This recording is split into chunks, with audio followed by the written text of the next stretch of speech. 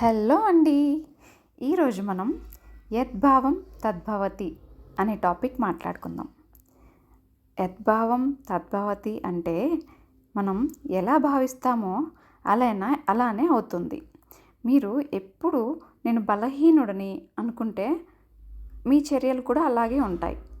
నేను ధైర్యవంతుడిని అని నమ్మితే మీ ప్రవర్తన కూడా మారుతుంది.